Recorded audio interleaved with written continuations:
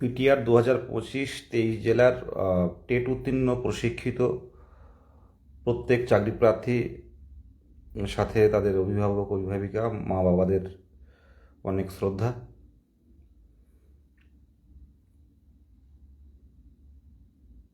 গত প্রায় 2.5-3 বছর আমরা একটা পরিবারের মতো হয়ে গেছি।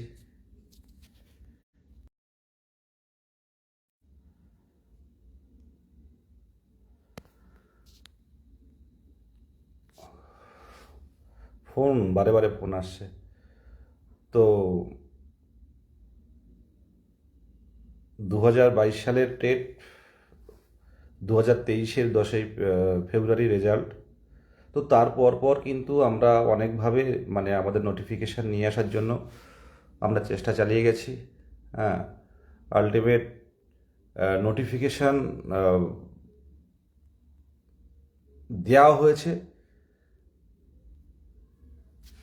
যেভাবে আমরা আমাদের দাবিগুলো বিভিন্ন প্ল্যাটফর্মে আমরা তুলে ধরেছি, কখনো বিকাশ ভবন, কখনো প্রাইমারি পর্ষদ, কখনো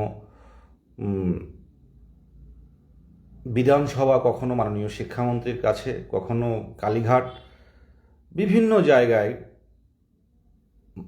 তো আমরা শান্তিপূর্ণভাবে আমরা বিভিন্ন প্ল্যাটফর্মে আমাদের দাবি তুলে ধরেছি। আমাদের যেহেতু আমরা সাধারণ চাকরি প্রার্থী, আমাদের সরকারের বিরোধিতা বা সরকারের বিরুদ্ধে কোনো কথা বলা, কোনো গুজব রটানো, এগুলো আমাদের কাজ ছিল না। কিন্তু নোটিফিকেশান এলো, কিন্তু ভ্যাকেন্সি দেওয়া হলো একদম সামান্য ভ্যাকেন্সি, যেটা 23 জেলার টেট উত্তীর্ণ বা এই পশ্চিমবঙ্গের বিগত দিনের যে নিয়োগ হয়েছে, সেই বিগত দিনের নিয়োগের ক্ষেত্রে এত কম ভ্যাকেন্সিতে নিয়োগ কিন্তু হয়নি। তাছাড়া প্রায় 3 মাস, 25শে সেপ্টেম্বর 2025 সাল নোটিফিকেশান দেওয়া হয়েছে। এই 3 মাসের মধ্যে এখনো পর্যন্ত সেইভাবে ইন্টারভিউয়ের গতি প্রকৃতি নেই। আমরা বুঝতে পারছি সবাই ভ্যাকান্সি এই অবস্থা, কিন্তু আমরা কিন্তু আমাদের মূল্যবান সময়গুলো কিন্তু খুব ভালোভাবেই কিন্তু এখানে ইউজ করছি, ব্যবহার করছি, অপেক্ষায় অপেক্ষায় অপেক্ষায়। এই 13,421টা ভ্যাকেন্সি, প্রায় 58,000-এর মতো ফর্ম ফিল আপ হয়েছে। তো কিছু বাদ গেছে, কিছু যাবে, কত হবে কেউ বলতে পারে না। বিভিন্ন গ্রুপে, বিভিন্ন ইউটিউবে মারাত্মক ক্যালকুলেশন করছে, দেখেওছি অনেক। দেখি না আমি ইউটিউবে ক্যালকুলেশনগুলো, দিনে দুপুরে রাতে সবাই লাইভ করছে ক্যালকুলেশন নিয়ে। আমার ব্যক্তিগতভাবে মনে হচ্ছে একটা বৃহৎ শ্রেণীর যাদের মেধা আছে তারাও কিন্তু বাদ যাবে। আজকে যাদের 27, 28, 29 স্কোর, তারা ভেবে নিচ্ছে যে আমার হয়ে গেছে। আর প্রত্যেকেই আমরা নিজের জায়গায় ভাবছি যে আমার 10 হলে হয়ে যাবে। প্রত্যেকেই টেট উত্তীর্ণরা সেই লেভেলের পড়াশুনো করছি আমরা আমাদের বেস্ট দেওয়ার জন্য ইন্টারভিউ রুমে। আর যাদের ভালো স্কোর রয়েছে তারাও তো একদম, তারা কোনো দিকে শুধুমাত্র দেখছে, আর তারা ভেবেই নিচ্ছে আমি দাঁড়ালেই 3 পেলে আমার হয়ে যাবে, আমার 28 স্কোর, 29 স্কোর। তো এমন ক্যান্ডিডেটরা কিন্তু 1-2 বার রাজপথে নামলেও ম্যাক্সিমাম টাইমে এরা শুধু দেখেই যায়, অনেকে আসেও নি। আমরা যদি বৈধ ক্যান্ডিডেট যদি 35,000 হই, তো আমরা মাননীয় মুখ্যমন্ত্রীর কাছে যদি আমাদের কর্মসূচির মাধ্যমে তুলে ধরার চেষ্টা করি, আমরা পারি। কিন্তু বাঙালি একটা ব্যাপার না যে মোটামুটি দুধে ভাত হলে আর উপায় নেই, একটু খেয়ে ঘুমাবে দুপুরবেলা। তো সেই জায়গায় দাঁড়িয়েছে আর কি। এখন অনেকেই দেখলাম গ্রুপ করে অনেকেই বলছে যে ওই ভ্যাকান্সিটা বাড়ানোর দরকার, কিন্তু যে টাইমটা, যে সময়টা আমাদের প্রয়োজন ছিল, সেই সময়টা কিন্তু কাউকে পাশে পায়নি। পেয়েছি মুষ্টিমেয় কিছু জনকে। এখন সবাই বুঝতে পারছে যে একটা শ্রেণীর ক্যান্ডিডেট কিন্তু বঞ্চিত হবে। এবার আমরা প্রসেসে ঢুকে গেছি, ইন্টারভিউ শুরু হয়ে গেছে, জানি না কি হবে। আমার ব্যক্তিগতভাবে আমি প্রত্যেকের সাথে সহমত যে ভ্যাকান্সি বাড়ার ক্ষেত্রে যদি কর্মসূচি কোনো কিছু ঘোষণা হয়, আমার পক্ষ থেকে আমার সমর্থন রয়েছে শান্তিপূর্ণভাবে সরকারের দৃষ্টি আকর্ষণের জন্য, যে আপনারা 2022-এর টেট উত্তীর্ণ, 2000 শেষ প্রাথমিক শিক্ষক নিয়োগ হয়েছিল 2014 এবং 2017 টেটদের নিয়ে। তো দীর্ঘ 18 সাল থেকে নতুনরা সুযোগ পায়নি, 18 সাল থেকে যারা ডিএলএড করছে তারা সুযোগ পায়নি। অনেক পরিবার কিন্তু তাকিয়ে আছে এই কাজটার প্রতি, অনেকের বিয়েও আটকে আছে সত্যি কথা বলতে কি, যে এই কাজটা পেলেই হয়তো এই স্বপ্ন পূরণটা হলেই হয়তো বিয়েটা করে নেব, এটা কনফার্ম। অনেক অনেক ক্যান্ডিডেট আমার কাছে তো অনেকেই ফোন করে, দাদা বিয়ের ঠিকটা করতে পারছি না, বাড়ির থেকে আটকে রেখেছে, বিয়ে দিতে চাইছি করতে পারছি না, এইরকম নানান। সবার তো একটা, প্রত্যেকের জীবনে তো একটা প্ল্যান থাকে, একটা পরিকল্পনা থাকে, কিন্তু বয়সটা কিন্তু আমাদের কিন্তু বেশি মানে বাড়ছে। যার বয়স 43 বছর, তার 44 বছর, যার বয়স 40 বছর, কত বছর সে চাকরি করবে বলুন এই কম ভ্যাকেন্সিতে? যদি এবার কোনো কারণে মিস্টেক তো হবেই একটা শ্রেণী, এটা কপাল, ভাগ্য, ভাগ্যের উপর ছেড়ে দিতে হবে। পড়াশুনো প্রত্যেকেই করছি, প্রত্যেকেই ডেমো প্র্যাকটিস করছি, প্রত্যেকেই মানে ইন্টারভিউয়ের গাইডেন্স যতটা প্রপার হওয়ার কিন্তু চেষ্টা চালিয়ে যাচ্ছি। তো সেই জায়গায় কার হবে কার হবে না সেটা আমরা জানি না, কিন্তু ভ্যাকান্সি কিছু বাড়লে হয়তো আরও কিছু পরিবারের মুখে হাসি ফুটতো। আজকে যারা অনেকেই বুঝতে পারছে যে ভ্যাকান্সিটা বাড়ানোর জন্য মাননীয় মুখ্যমন্ত্রীর কাছে যাওয়া উচিত, তো এই ভাবনাটা কিন্তু এখান থেকে 3 মাস আগে কারো ছিল না। তো সেই জায়গায় দাঁড়িয়ে এখন অনেকেই বুঝতে পারছে, কিন্তু এটা অনেক আগেই আমরাই বুঝেছিলাম। আজকে 10-12 জন নিয়ে গিয়ে মানে 10-12 জন নিয়ে গিয়ে আমরা জানিয়েছি যে আমাদের ভ্যাকান্সিটা বাড়াতে হবে। ভ্যাকান্সি যা আছে যথেষ্ট আছে, কিন্তু মাননীয় মুখ্যমন্ত্রী সরকার যতক্ষণ না পর্যন্ত নবান্ন থেকে যতক্ষণ না পর্যন্ত জানাবে, তো ততক্ষণ পর্যন্ত ভ্যাকান্সি বাড়বে না।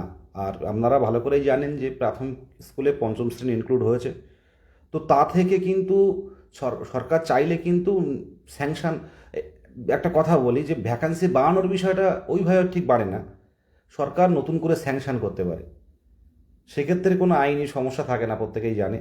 তো 5ম শ্রেণী ইনক্লুড হয়েছে, সেখান থেকে কিছু ভ্যাকান্সি বাড়লেও বাড়তে পারে। আপনারা যে যেখান থেকে আত্মীয় পরিজন থাকবে, আপনারা যদি পারেন চেষ্টা করুন। আর আমিও ব্যক্তিগতভাবে চেষ্টা করছি, এখন প্রত্যেকেই নিজের জন্য পড়াশুনো করছে। আর যে বিষয়গুলো আজকে একটা শুনছিলাম যে ইন্টারভিউ কি চলবে, থার্ড পেজ কবে আসবে, আমি পরিষ্কারভাবে জানাচ্ছি, দেখো এই সামনের সপ্তাহটা কিন্তু অনেকটাই নির্ভর করছে, মানে এই ইন্টারভিউ হওয়ার পরপরই বা ফেব্রুয়ারি মাসের ফার্স্ট উইকে দেখলে ওই টাইমে কোনো যদি নোটিফিকেশান আসে তো খুব ভালো, তা না হলে কিন্তু একটু চাপের হয়ে যাবে, পরিষ্কারভাবে বলছি, এটা আমার ব্যক্তিগত ধারণা। আর হুম, আর হচ্ছে যেটা উম, শিক্ষামন্ত্রী, মাননীয় শিক্ষামন্ত্রী যেখানে আছেন, যান না 10 জন মিলে গিয়ে ডেপুটেশন দিন যে স্যার আমাদের কিছু ভ্যাকান্সি বাড়াতে হবে স্যার, আমরা এই দীর্ঘদিন ধরে অপেক্ষা করে আছি, এরপরেও যদি চাকরি না পাই স্যার, সবাই পাবে না জানি, তো কিছু তো পাবে স্যার। প্রায় এত বছরের নিয়োগে এত কম্পিটিশন, এই 13,000 ভ্যাকান্সি দেওয়া হয়নি, এই 2022-এর নিয়োগের সাথে 2025-এর নিয়োগ এক করলে হবে না স্যার। তো সেই জায়গাগুলো তুলে ধরুন সবসময়। আমরা কলকাতা ওরিয়েন্টেড কর্মসূচি করতে হবে এমনটা ব্যাপার নয়। আর যে বিষয়গুলো সবচেয়ে বড় ব্যাপার, এটা তো হচ্ছে ভ্যাকান্সি বাড়ানোর বিষয়টা, মেরিট লিস্ট বেরোনোর আগে পর্যন্ত ভ্যাকান্সি ইনক্রিজ করা যায়। আর আমি ব্যক্তিগতভাবে মনে করি যে অবশ্যই আমরা মানে যেখানে জানানো সেখানে জানানো হচ্ছে বারে বারে। আপনারা জানেন, কেউ আর বলতে পারবেন যে এই যে হঠাৎ করে যে নোটিফিকেশান এলো, কারোর কাছে কোনো খবর ছিল? অনেক ইউটিউবার, অনেক ফেসবুক, অনেক একাডেমি, অনেক কোচিং সেন্টাররা বড় বড় তারা পোস্টার দিত এই আজ আসবে কাল আসবে, কেউ জানে না কি হতে চলেছে। আর যে বিষয়টা বলবো, রমজান মাস বিষয় নিয়ে একটা দেখছিলাম আমি, কয়েকটা স্ক্রিনশট আমার কাছে এসছে, এই বিষয়টা আমি একেবারেই কিছু জানি না, কারা মেল করছে এটাও জানি না, আদৌ সত্য কিনা সেটাও জানি না। আমার ব্যক্তিগতভাবে মনে হয় যে দ্রুত মানে ইন্টারভিউ শুরু হোক, দ্রুত ইন্টারভিউ ধারাবাহিক থাকুক। আর এখন সোশ্যাল মিডিয়াতে যত দেরি হচ্ছে না, বিভিন্ন গ্রুপ খোলা হচ্ছে, আর বিভিন্ন গ্রুপ খুলে বিভিন্ন কন্ট্রোভার্সি তৈরি হচ্ছে। দেখুন আমাদের কাছে কে কোথায় কবে মেল করছে, কে কোথায় কি করছে, সবগুলো তো আমি জানি না, আমার পক্ষে জানাও সম্ভব না। কে পর্ষদে মেল করছে, কে 10,000 ভ্যাকেন্সি বাড়াচ্ছে এরকম রিপোর্ট দিচ্ছে, এগুলো সবগুলো রিপোর্ট পাওয়াও সম্ভব না, সবগুলো দেওয়াও সম্ভব না। তো এগুলো কে কোথায় কী করছে আমার পক্ষে জানা সম্ভব না, কারা মেল করছে এটাও জানি না। অনেকে মেল করছে 10,000 ভ্যাকান্সি নাকি বেড়ে যাবে অবশ্যই, কিন্তু আদৌ বাস্তবিক কতটা ভিত্তি রয়েছে আমার কাছে অন্তত কোনো রিপোর্ট নেই। আর যে কথাটা বলার আপনারা যে কথাটা বলার জন্যই লাইভটা করা মেনলি, যে আপনারা হয়তো ভাবছেন যে 23, 25 বা 22, 24 এদের বিষয়টা, আপনারা এটাও জানেন যে যে আমরা সিঙ্গেল বেঞ্চে কিন্তু জেতার পরও কিন্তু যারা বিচার পায়নি বলে অনেকে কিন্তু ডিভিশনে কিন্তু ওটাকে চ্যালেঞ্জ করতে পারে। তো তেমন কিন্তু বেশ কয়েকটা মামলা হয়েছে যে ডিভিশনে কিন্তু চ্যালেঞ্জ করা হয়েছে নিয়োগে আসার জন্য। তো সেই জায়গাটাও কিন্তু দেখতে হবে। আপনারা সবাই চুপচাপ আছেন এখন, দেখতে পাই অনেকেই মানে যারা আগে বুঝতো না এখন তারা অনেকেই মানে খুব বোঝে, মানে বিভিন্ন গ্রুপ খুলে তারা খুব এখন ভালোই বোঝে। তো করেছিল কারা এবং শেষ কারা করবে সেটা শেষ পর্যন্ত দেখতে পাবেন। বিভ্রান্তিতে কেউ কান দেবেন না। শুধু এটুকু বলবো যে চ্যালেঞ্জগুলো হচ্ছে, এই চ্যালেঞ্জগুলো কিন্তু আমাদের করতে হবে, আমাদের কিন্তু অ্যাডভোকেট দিতে হবে। আর আপনারা এটাও জানেন যে ফেব্রুয়ারি মাসের ফার্স্ট উইকে যে 14 সালের প্রশ্নভুল মামলা এটাও কিন্তু উঠতে চলেছে। আর এই মামলা থেকে যদি কোনোভাবে রায় চলে আসে সেখানে কিন্তু আরও 1 লক্ষ টেট পাস যুক্ত হবে। দেখুন, ভ্যাকান্সি আজ হোক কাল হোক, মেরিট বের হওয়ার আগে পর্যন্ত কিন্তু আমরা ইনক্রিজ করতে পারি, আমরা কর্মসূচি রাখতে পারি। অবশ্যই আমাদের ভাবনা আছে, সেটা হয়তো সোশ্যাল মিডিয়াতে বলছি না আমি। তো এই যে মামলাগুলো কিন্তু আমাদের কিন্তু দেখতে হবে। আপনারা ভেবেই নিয়েছেন যে ইন্টারভিউ দিয়েছে মানে আর কোনো চাপ নেই। সামনে বড় বড় মামলা আছে যেগুলো কিন্তু আটকাতে হবে আমাদের। ইন সার্ভিসের বিষয়টাও ভাবনা আছে, অবশ্যই ভাবনা আছে। সাথে সাথে এবং আইনি পথে যাওয়াও হয়ে গেছে, এবং সাথে সাথে এই যে ম্যাট 1594 যেটা খুব ভাইটাল একটা মামলা, এই মামলার কিন্তু আমাদের অ্যাডভোকেট দিতে হবে। সেই জায়গায় দাঁড়িয়ে আপনারা শুধু বিভিন্ন ইন্টারভিউ নিয়ে প্রত্যেকে ব্যস্ত আছেন, নিজের নিয়ে ব্যস্ত আছেন, কম্পিটিশান কমানোর ক্ষেত্রে কিন্তু ব্যস্ত নেই কেউ। মুষ্টিমেয় কয়েকজন দেখি যে এই বিষয়গুলো আলাদা করে বলে, দাদা সামনে ম্যাট আছে, ম্যাট থেকে কিন্তু রায় চলে এলে কিন্তু প্রায় 1 লক্ষ ক্যান্ডিডেট বেশি হবে। এগুলো অনেকেই জানে না, অনেকের জানার মধ্যে থাকে না, তারা উপরে উপরে ভাবে অনেক কিছু এগুলোই। আর যে বিষয়গুলো ভ্যাকান্সি বিষয় ব্যাপারটা অবশ্যই বলছি, অবশ্যই ভাবনা আছে। আর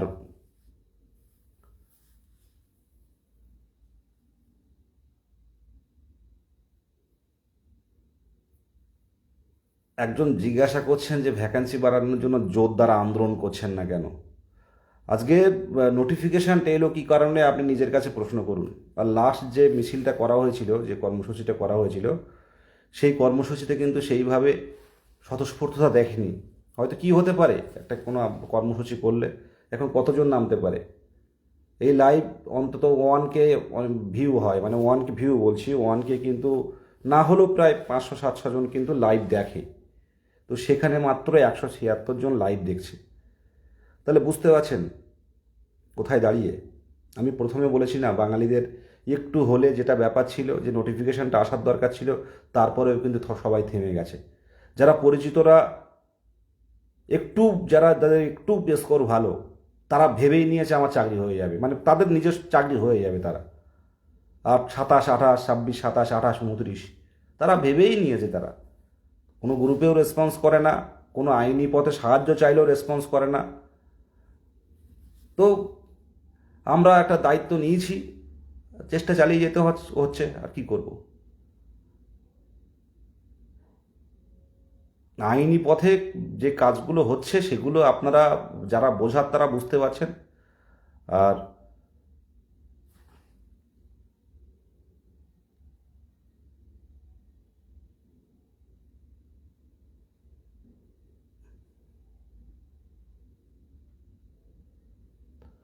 দেখুন, ম্যাক্সিমাম ক্যান্ডিডেট, আমি একটা কথা বলছি, তাদের ম্যাক্সিমাম ক্যান্ডিডেট কি, যে কবে হবে, মানে থার্ড ফেজের ইন্টারভিউ কবে হবে।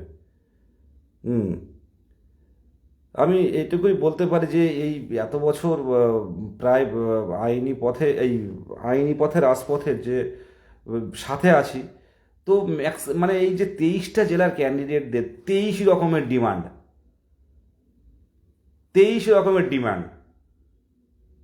এই ডিমান্ড পূর্ণ করা খুব মুশকিল।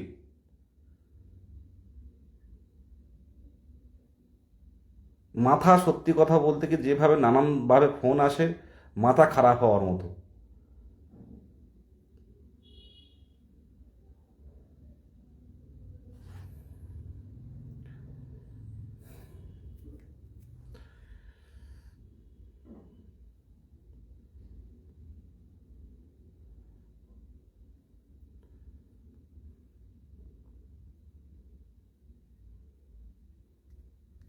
আপনারা কমেন্ট করুন।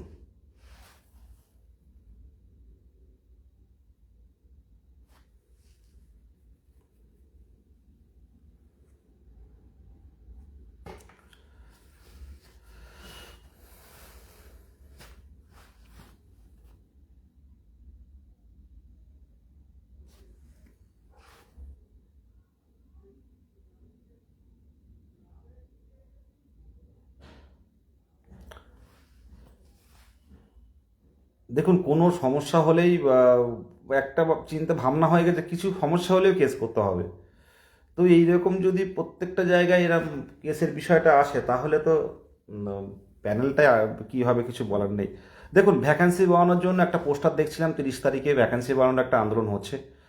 তো যে কোনো চাকরি প্রার্থীদের শান্তিপূর্ণ অন্যের সমস্যা না করে যদি কোনো কর্মসূচি, কোনো শান্তিপূর্ণ জমায়েত বা কর্মসূচি হয়, আমার অবশ্যই সমর্থন আছে। আমি জানি না কারা। আর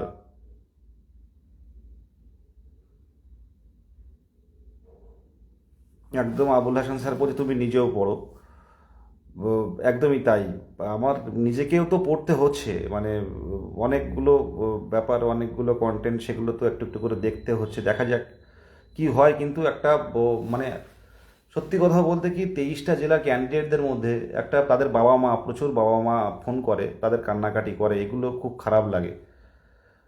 এটা আমি ফিল করি, আর কে করুক না করুক আমার খারাপ লাগে যে আমিও একটা খুব মানে নিম্নবিত্ত বা একদম প্রান্তিক পরিবার আর প্রান্তিক গ্রাম থেকে আমি মানে এসছি, মানে এখনও স্ট্রাগল করছি। তো আমার কাছে সহানুভূতিটা খুব, মানে এই বিষয়গুলো, অনেকে কান্নাকাটি করে, অনেকের বাবা দেবী লাইভ দেখছে। তো এরকম অনেকের বাবা তাদের বাবা, অনেকের বাবা হারিয়ে গেছে দেখতে দেখতে।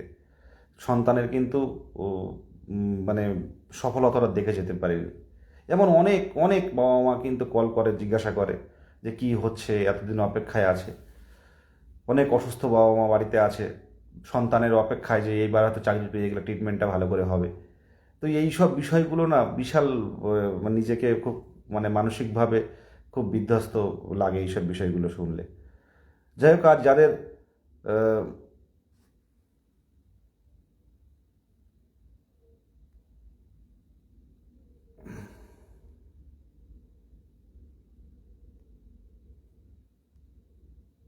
আর সবচেয়ে বড় কিছু আগাছা থাকবে, তারা ইন্টারভিউ আসতে পারবে না। অন্য দেখলে তাদের তারা বিভিন্ন রকম নেগেটিভ কমেন্ট করবে, মানুষকে বিভ্রান্ত করার চেষ্টা করবে। তো সেই জায়গায় নেই। সামনের দিনে, সত্যি কথা বলতে কি, সামনের দিনে যে কেসের বিষয়গুলো, এগুলো লড়তে হবে। সামনের দিনে ভ্যাকান্সি বাড়ানোর জন্য যে যে এগুলো করার দরকার, সেগুলো করতে হবে। এটুকুই বলেই শেষ করলাম।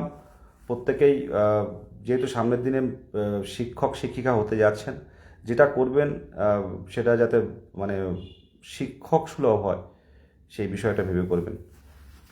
ধন্যবাদ প্রত্যেককে। শুভরাত্রি।